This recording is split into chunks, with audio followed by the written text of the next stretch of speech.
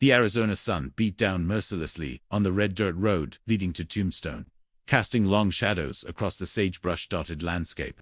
Jack Morrison wiped the sweat from his weathered brow as he guided his horse-drawn wagon toward town, the wheels creaking rhythmically against the rocky terrain. At 42, Jack had the hands of a man who'd worked every day of his adult life calloused, scarred, but steady. His ranch, 20 miles outside of town, had been his world for the past 15 years, ever since he'd inherited it from his father. The isolation never bothered him much.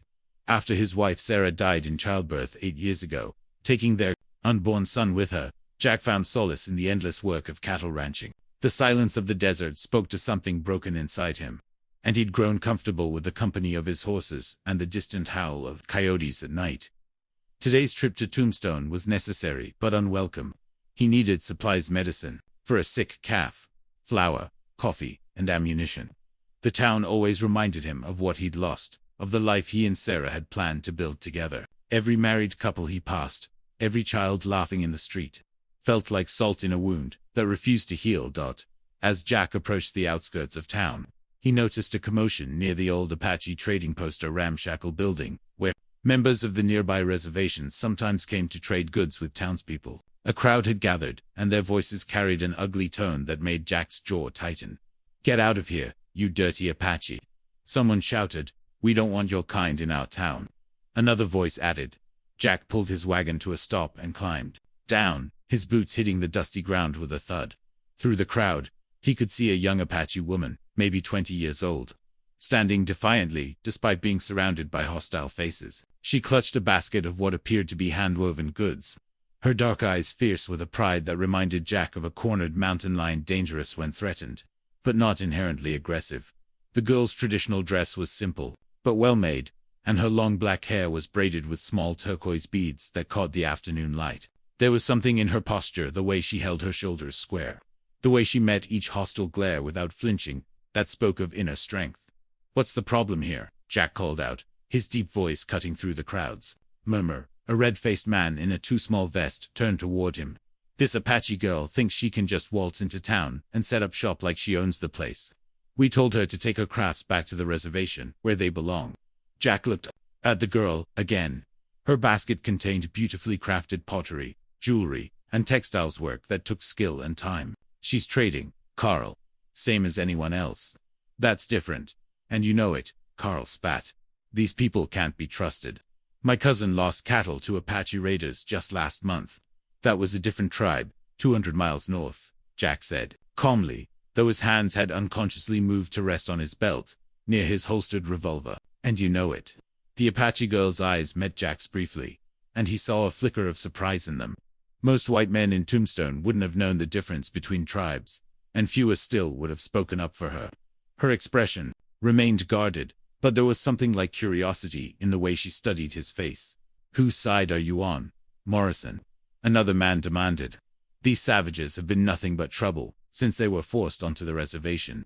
The sooner they learn their place, the better. I'm on the side of letting people conduct honest business without being harassed," Jack replied, his voice carrying the quiet authority of a man who'd faced down charging bulls in desert storms. "She's not bothering anyone." The crowd was growing restless, and Jack could sense the dangerous shift in their mood. What had started as harassment was threatening to become something worse. The girl seemed to sense it. Her grip on her basket tightened, and Jack noticed her scanning the crowd, looking for an escape route. "You always were soft, Morrison," Carl sneered. "Living out there alone has made you forget which side you're supposed to be on." "I remember just fine," Jack said, stepping closer to the girl. "And right now, I'm thinking all of you should head on home before Sheriff Williams gets wind of this." The mention of the sheriff gave some of the crowd pause, but others seemed emboldened by Jack's protection of the Apache girl. A younger man, barely out of his teens and reeking of whiskey, pushed forward. "Maybe the rancher's gone Apache himself," the drunk said with a laugh that held no humor. "Living alone out there. Maybe he's forgotten what a real woman looks like." The insult hung in the air like smoke from a gun barrel. Jack felt his muscles tense, but before he could respond, the Apache girl stepped forward. "I speak English," she said, her voice clear and strong, with only the slightest accent. "And I understand your words. I come to trade in peace, as my grandfather did with your fathers. I make no trouble." Her English surprised some of the crowd. Many assumed the Apache didn't speak the white man's language. But her words also seemed to inflame the drunk, who took another step forward. "Educated Apache," he spat. "Those missionary schools are filling their heads with ideas above their station."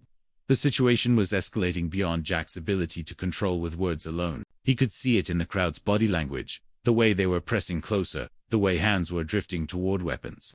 The girl saw it too, and for the first time, Jack caught a glimpse of fear beneath her defiant exterior.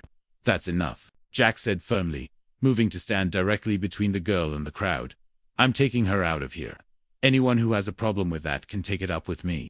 The drunk laughed again, this time pulling a knife from his belt. "Big talk from a man who's been alone too long. Maybe it's time someone taught you about loyalty to your own kind." Jack's hand moved to his gun, but the drunk was already lunging forward, the blade gleaming in the desert sun. Time seemed to slow, as Jack realized the knife wasn't aimed at him, it was aimed at the Apache girl behind him. Without thinking, Jack threw himself sideways, pushing the girl out of the way as the blade found its mark. The sharp steel punched through his side, just below his ribs, and he felt the hot rush of blood as he stumbled backward. The crowd went silent, shocked by the sudden violence. The drunk stood frozen, the bloody knife still in his hand, as if he couldn't believe what he'd done. Jack pressed his hand against the wound, feeling the warm wetness seeping between his fingers. "You fool," Call whispered, his face pale. "You stabbed Jack Morrison." The gravity of the situation hit everyone at once. Jack wasn't just any rancher, he was respected in the community, known for his fairness and his willingness to help neighbors in need. The drunk had just crossed a line that couldn't be uncrossed. As Jack's vision began to blur at the edges, he felt strong hands supporting him.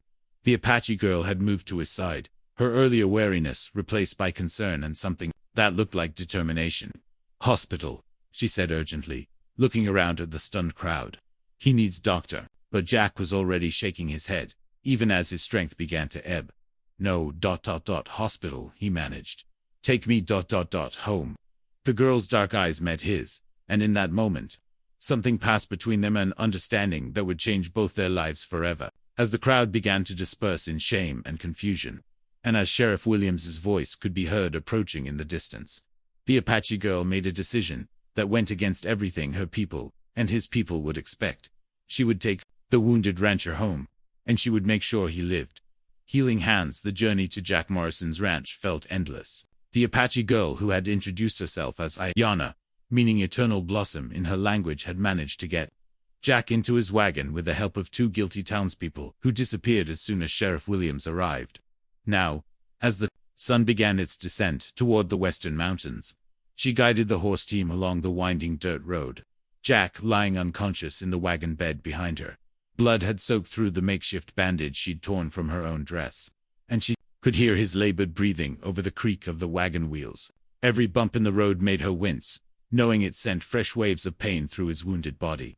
But moving him had been necessary. The town's doctor was 3 days away on a call to another settlement, and Jack had been adamant about not wanting to stay in Tombstone. Ayana understood his reluctance. The hostile faces of the crowd were burned into her memory, and she knew that even injured, Jack would find no peace surrounded by the same people who had threatened her. What she didn't understand was why he had protected her, why he had taken a knife meant for her, and why she felt compelled to save the life of a white man she had just met. As the ranch buildings came into view, a modest but well-maintained house, a large barn, and several corrals, Ayana felt a mixture of relief and apprehension. She had committed herself to something that could have serious consequences for both of them. An Apache woman caring for a wounded white man alone on his ranch would scandalize both communities and potentially put them both in danger. The horse seemed to sense home and picked up its pace. Ayana guided the wagon as close to the house as possible, then climbed down to assess the situation. Jack was still unconscious, his face pale beneath his weathered tan. The bleeding had slowed but not stopped, and she knew she had precious little time. "Jack Morrison," she said softly, placing a hand on his shoulder. "Can you hear me?" His eyes fluttered open, unfocused and filled with pain. "Sarah," he whispered, and Ayana felt her heart clench at the longing in his voice. "No," she said gently. "It's Ayana, the Apache girl from town. You saved my life." Recognition slowly dawned in his eyes, followed by confusion. "What? Why are you here?" "You were hurt protecting me," she said simply. Now, I protect you. Jack tried to sit up and immediately fell back with a groan. You should, go home. People will talk. Let them talk, Ayana said, with a fierceness that surprised them both. You need help. Doctor is gone. I know healing. This wasn't entirely true. While Ayana had learned some traditional Apache healing methods from her grandmother, she had never treated a knife wound this serious. But she couldn't let him see her doubt.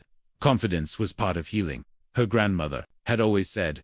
With significant effort and several rest stops, Ayana managed to help Jack into his house. The interior was simple, but clean, sparse furniture, a stone fireplace, and walls decorated with a few photographs of Jack and a beautiful woman with kind eyes who must have been his wife, Sarah.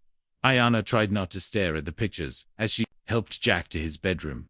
The bedroom was even more sparse, containing only a large bed, a dresser, and a washstand. Everything was meticulously clean, but had the feeling of a space that hadn't been truly lived in for years.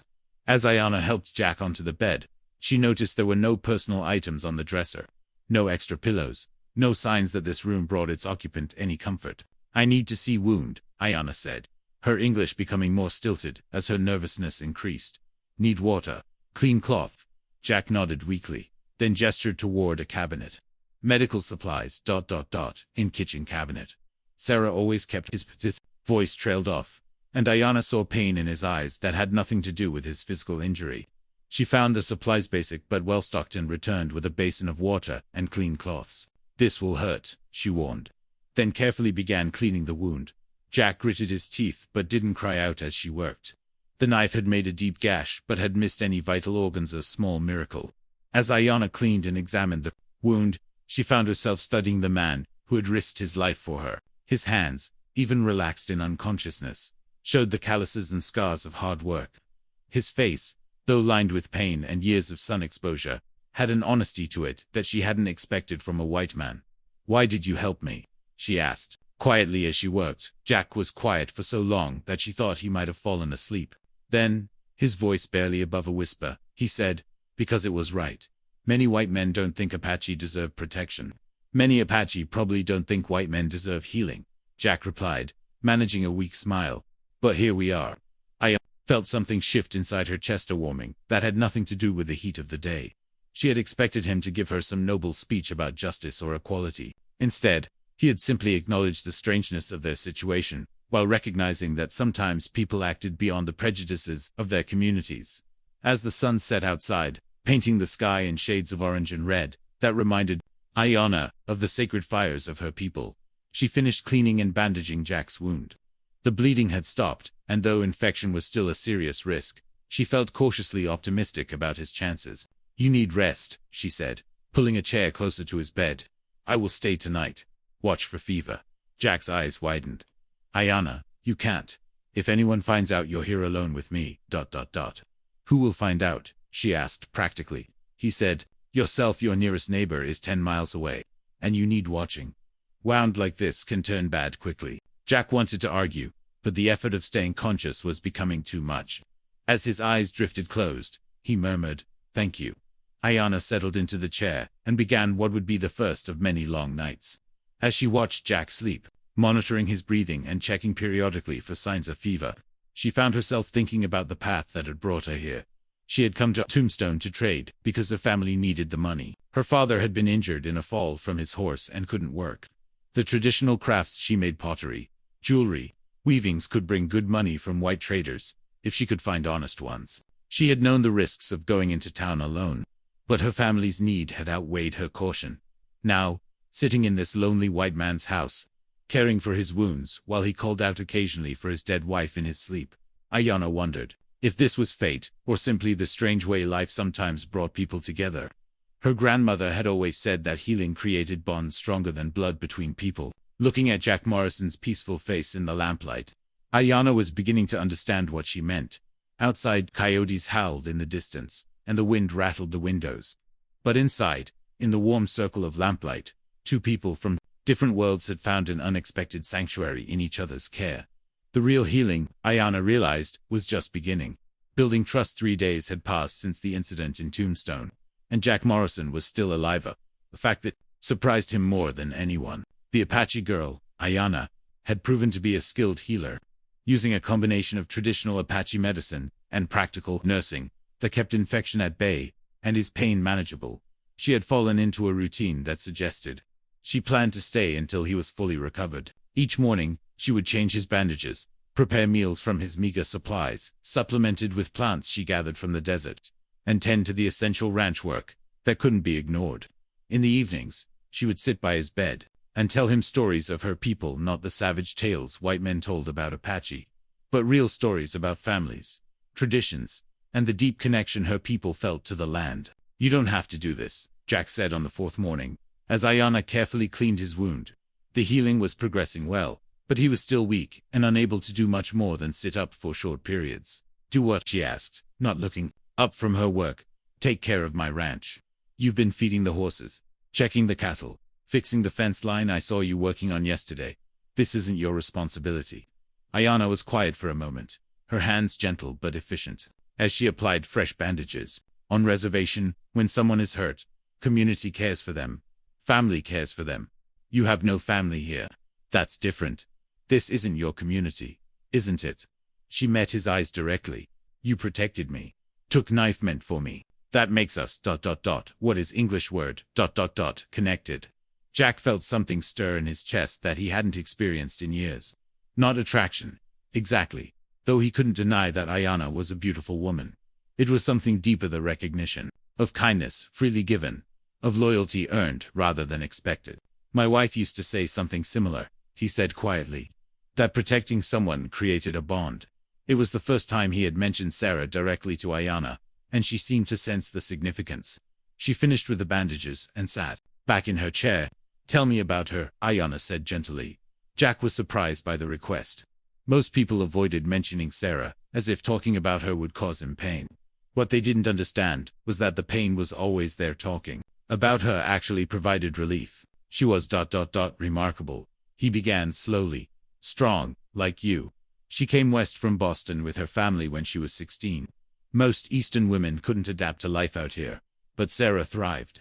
She could rope a calf, deliver a foal, and cook a meal that would make you weep, all in the same day." "She sounds like a Apache woman," Ayanna said with a small smile. "We also do many things." Jack found himself smiling back. "She would have liked you, I think.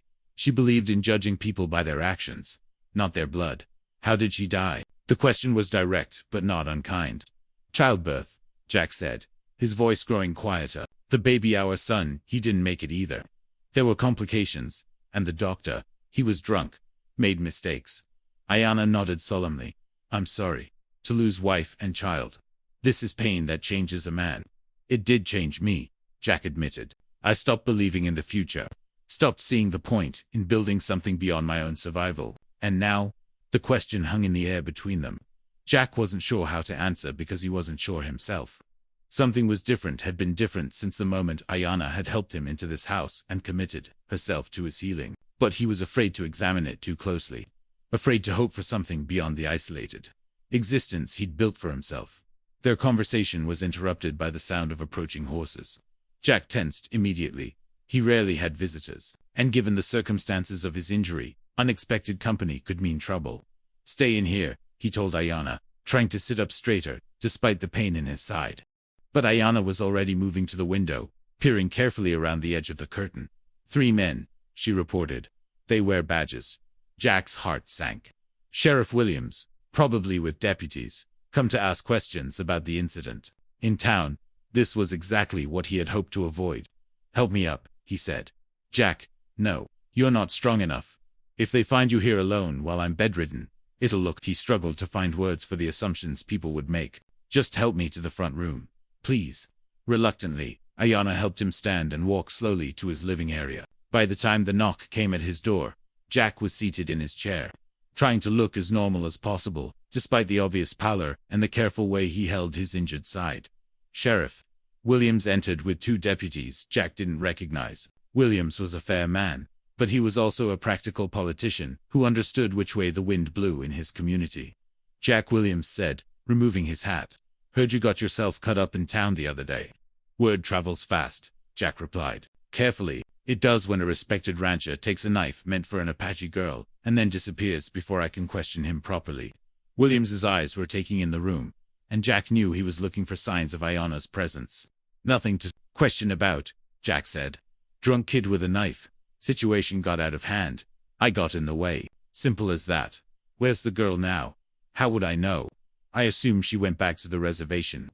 Williams studied Jack's face. That's funny, because her family says she never came home. They're worried about her.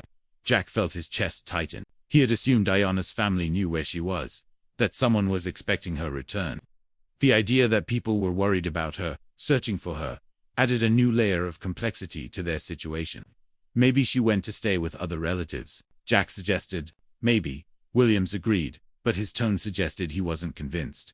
You wouldn't mind if we had a look around, would you? Just to make sure you're all right out here by yourself. It wasn't really a request. Jack nodded, praying that Ayana had found a good hiding place and would stay quiet. The sheriff and his deputies made a cursory search of the house, checking rooms and looking behind furniture. Jack held his breath when they approached the bedroom, but they seemed satisfied with a quick glance inside. Everything looks normal, Williams said finally. But Jack, I'll be honest with you. There's talk in town. People saying you've gone soft on the Apache, that maybe you can't be trusted to stand with your own people. My own people include anyone willing to conduct honest business without violence, Jack replied steadily. That's a noble sentiment, but it's not how everyone sees it. You might want to consider making a public statement, clarifying where your loyalties lie. My loyalties lie with doing what's right, Jack said. They always have. William sighed and put his hat back on. I figured you'd say something like that, just ... Be careful, Jack. Times are changing, and not everyone's as understanding as they used to be. After the sheriff and his men left, Jack sat in his chair for several minutes, listening to the silence and thinking about Williams's warning. Finally, he called out softly, Ayana, they're gone. She emerged from the root cellar, accessible through a hidden door in the kitchen floor. Her face was tense with worry. They're looking for me, she said. My family must be frightened. We need to get word to them that you're safe, Jack said. But carefully. If people know you're here, ... I know.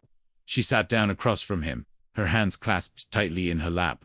But I cannot leave yet. You're not healed. Still risk of infection, of fever. Ayana, you heard what the sheriff said. There's already talk about me in town. If anyone finds out you're here, caring for me ... What will happen? She asked directly. Jack was quiet for a long moment. To me, probably nothing permanent. I'd be shunned, maybe lose some business, but I'd survive. To you ... Double quotes, he met her eyes. Your people might cast you out for staying with a white man. And the white community would see you as a threat, a temptation, something to be removed. Then we must be very careful, Ayana said calmly. Because I will not leave until you are healed. This I have decided. Looking at her determined face, Jack realized that something fundamental had shifted between them. This was no longer just about repaying a debt or fulfilling an obligation. Ayana was choosing to stay, despite the risks, because she cared about what happened to him. And he was beginning to care about what happened to her, in a way that went far beyond gratitude. The question was, what were they going to do about it? The choice that changes everything. 2 weeks had passed since the knife attack, and Jack Morrison was finally strong enough to handle light ranch work. The wound had healed cleanly, leaving only a tender scar that would serve as a permanent reminder of the day his life changed direction. As he walked the fence line in the early morning light, checking for damage from the recent storms, he found himself thinking not about the pain of his injury, but about the woman who had saved his life. Ayana had transformed his ranch in subtle, but profound ways. The vegetable garden that Sarah had planted years ago, and that Jack had let go to weeds, was now flourishing with corn, beans, and squash, the traditional three sisters of Apache agriculture. His horses looked healthier than they had in years, benefiting from her knowledge of desert plants that could supplement their feed. Even his cantankerous old bull seemed calmer in her presence. More importantly, Ayana had transformed the oppressive silence that had filled his house for 8 years. Now there was life in the rooms, the sound of someone humming while working, the smell of bread baking, the sight of laundry hanging on the line. Jack hadn't realized how much he had missed these simple signs of a home being lived in rather than merely inhabited, but he also knew their time together was running out. His strength was returning, and with it, the reality that their situation couldn't continue indefinitely. Ayana needed to return to her family, and he needed to figure out how to go back to his solitary life if he even wanted to. As he repaired a section of fence that had been damaged by falling branches, Jack heard the sound of approaching horses. His first instinct was to look for Ayana, to make sure she was hidden. But these riders weren't coming from the direction of town. They were coming from Apache lands. Jack straightened slowly, his hand instinctively moving toward his gun before he forced himself to relax. If these were Apache riders, and if they were here about Ayana, showing hostility would only make things worse. 3 riders crested the hill, overlooking his ranch. They were clearly Apache, 2 middle-aged men and an elderly woman, all dressed in a mixture of traditional and adopted clothing that spoke of people navigating between 2 worlds. They rode with the easy confidence of people who had spent their lives on horseback. But their approach was cautious rather than aggressive.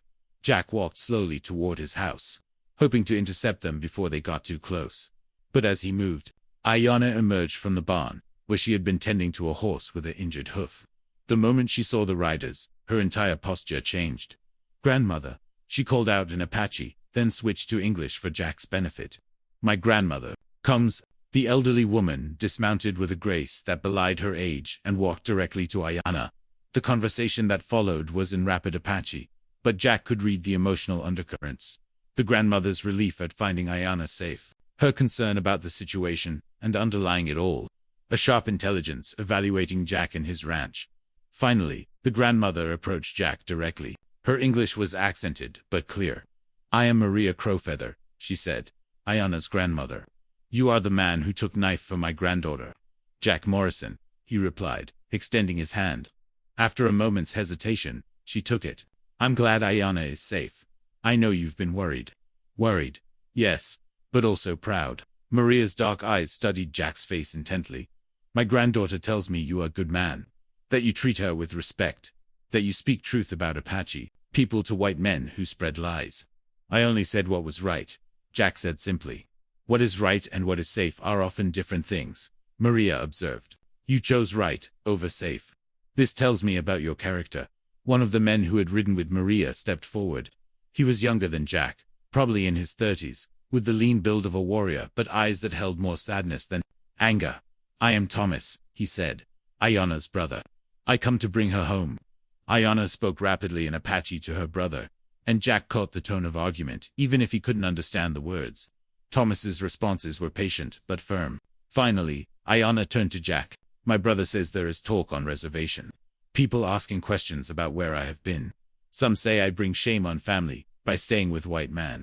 They're right to be concerned," Jack said, though the words felt like stones in his throat. "You've already risked too much for me.